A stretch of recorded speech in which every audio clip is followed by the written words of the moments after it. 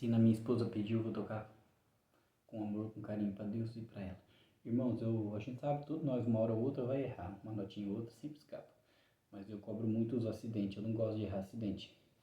Então eu gosto de tocar sempre na comunhão para procurar a melhor comunhão possível. Hino número 1, Cristo meu Mestre.